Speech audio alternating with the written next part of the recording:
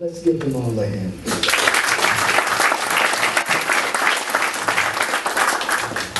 There's a number of people that are here that has played over the years a vital role, a critical role in the development of Quality Life Center for us to even get to a point that we would be seen as a credible recipient of your gift. That's a lot of work. And you're sitting next to one man here. But Councilman Streets may not have told you, but he had served as a board member of Quality Life Center for a number of years and has had an important role in the renovation of this project. And so I would like to acknowledge all of our board members, if you don't mind, once again, to please stand so that everyone can see you. Please, all of our board members, past and present.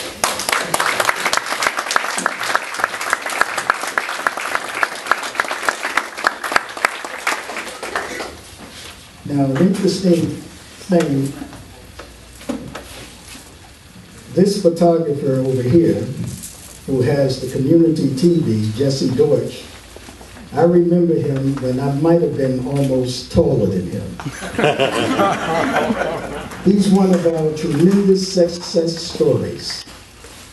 This man grew up in this community. He works at the Housing Authority. He has launched an independent pursuit of creating awareness in this community and throughout Fort Myers as to what's going on. And here he is. I'd like him to raise his hand, please.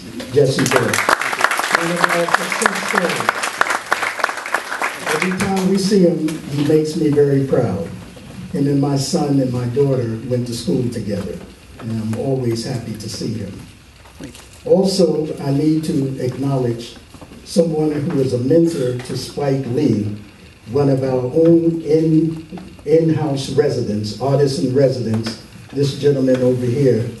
What's your name, brother? Mr. Folks.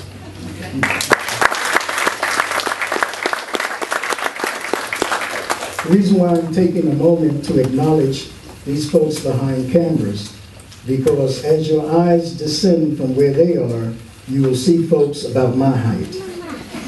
Look at them, and they're on cameras. That level of exposure is what's happening here at Quality Life Center.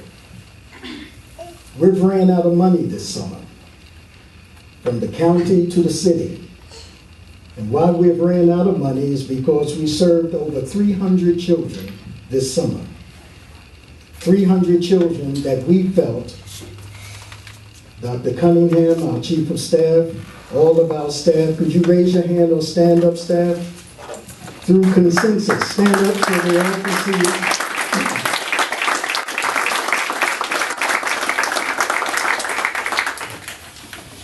Through consensus, we decided that these children deserve the best that we can possibly give them. No ghetto program. Matter of fact, my policy is if it looks ghetto, get rid of it. These children deserve the best that we can possibly give them. And in order to provide that, it takes money. As human beings, we're challenged every day with our values and our interests.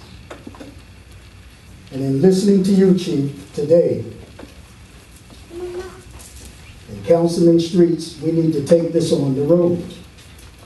Because our society is more concerned with investing dollars in other areas than to invest them in these children.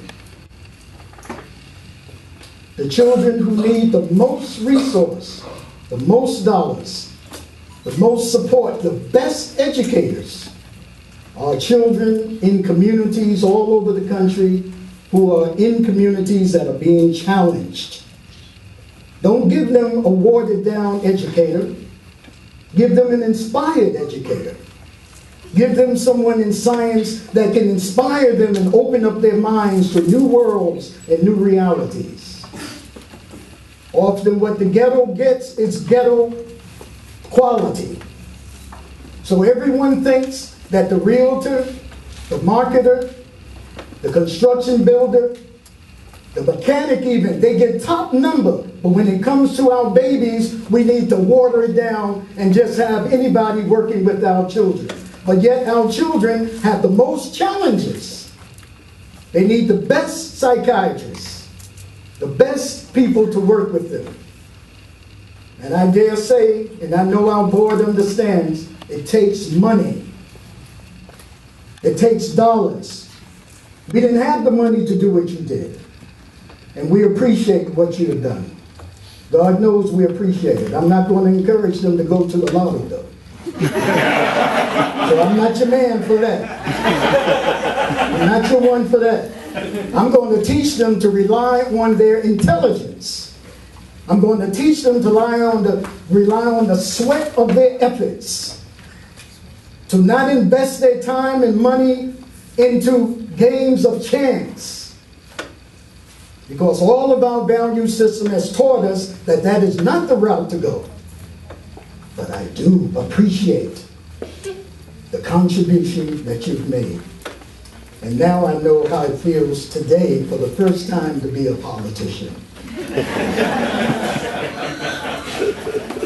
Because the challenge that we have today in society is acknowledging and balancing out our values and our interests.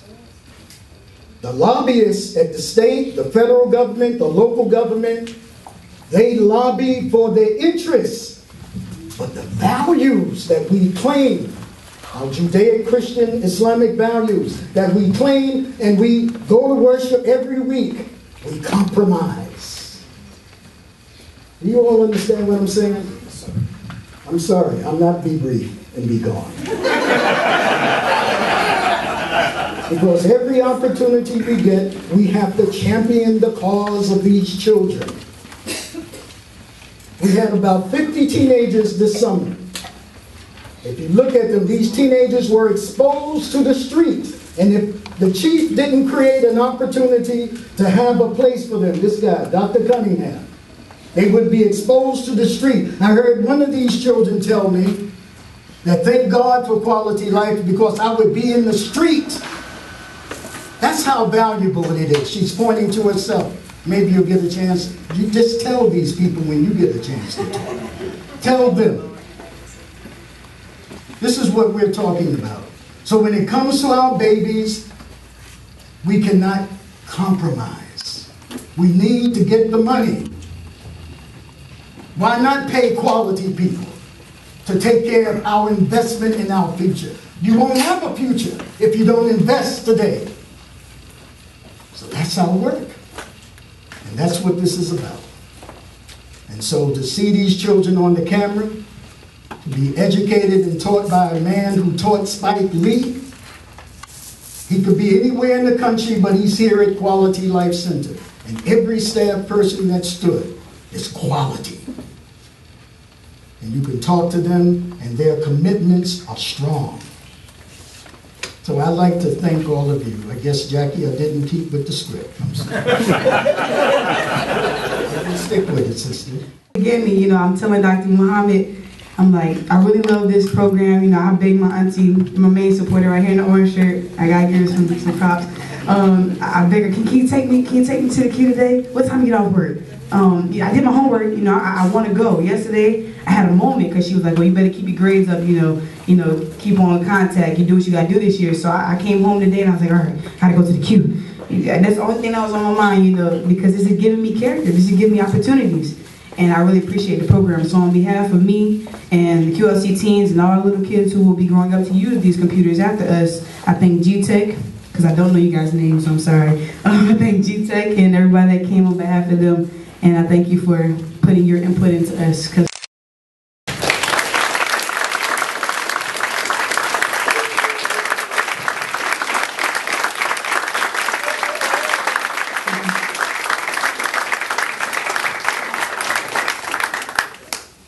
Have a plaque, please.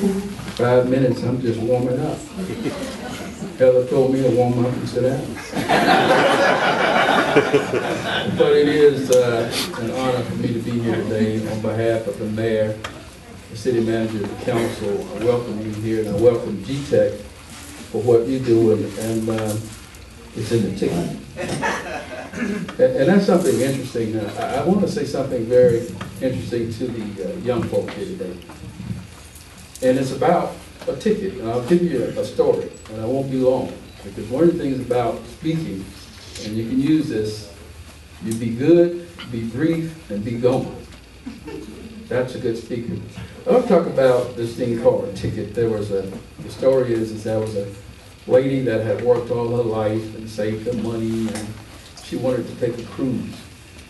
And she went and paid for the cruise, 7-day cruise on the ship. And she got on the boat, but before she got there, she packed her clothes, and she packed extra things like cookies and nuts and oranges and all of that stuff. My point is that all of that 7 days, when she got ready to leave the ship, the captain asked her, said, "Where were you? We didn't see you in the ballroom.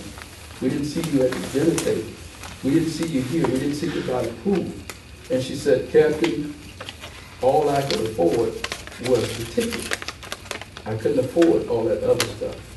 My point is that the captain told her, all of that is in the ticket. My point is to the young people, your education, that's your ticket. Your education that's your ticket out of where you are and what future you want to have. Education is the most important thing in the world. Now, it doesn't guarantee you anything, but it puts you far ahead of the rest. So it's in the ticket. Not necessarily if you catch the lottery ticket, well, you can throw that other ticket away. It's in the ticket. And I want to thank GTEC for being part of putting that in the ticket to be inclusive of our young folk, because it's in the ticket. These computers now are in the ticket. So there's no excuse. There's no more excuses. There's no more excuses for not getting anything you want for as education is concerned. As the chief said, is that, you know, a mind and a terrible thing to waste. Let's not waste our minds. We have some brilliant minds. Someone has to take our place, and I would rather be you.